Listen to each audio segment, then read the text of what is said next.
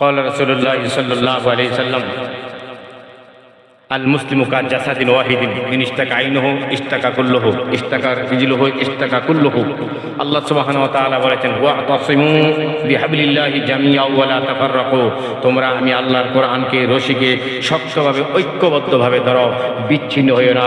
আল্লাহ সুবহানাহু ওয়া তাআলা নবী বলেছেন আল মুসলিমু কাজাসাদিন ওয়াহিদিন তুমি কালা হও দলা হও আমেরিকান হও ইন্ডিয়ান হও রাশিয়ান হও চীন হও জাপানি হও জার্মানি হও বাঙালি হও হিন্দুস্তানি হও তুমি যদি মুসলমানের রক্ত তোমার মাঝে দেবে তুমি এক, আমাদের নবী এক, আমাদের কোরআন এক, আল্লাহ এক, আমাদের ধর্ম এক, আমাদের ঈমান এক। সুতরাং সমস্ত মুসলমান ভাইদেরকে এক ঐক্যবদ্ধ হয়ে ইসলামের কাজ করে যেতে হবে।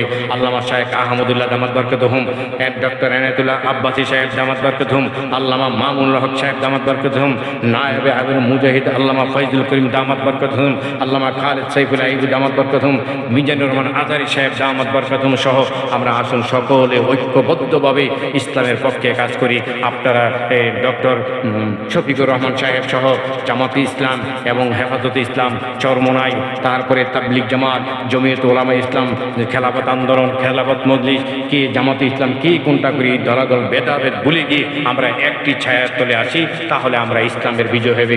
যুবকরা ইসলামের বিজয় বাংলাদেশ দেখতে চায়, যুবকরা চায় ইসলামী সুশাসন, যুবকেরা চায় ইসলামী সুশাসন, মা বোনেরা চায় ইসলামী সুশাসন। তাদের এই মনের আবদার চাহিদা পূরণ করতে হলে সমস্ত শ্রেণীর সমস্ত ওলামায়ে কেরাম এক প্ল্যাটফর্মে এসে একটি প্ল্যাটফর্মে আসেন। কমপক্ষে যার যার দল ঠিক রেখে একটি প্ল্যাটফর্মে আন্তর্জাতিকভাবে যে বিষয়টি আছে সারা বাংলাদেশের কিছু বিষয় নিয়ে একটা প্ল্যাটফর্মে কাজ করুন, ইনশাল্লাহ বিজয় আপনাদের পায়ের নিচে এসে দৌড়াচ্ছে।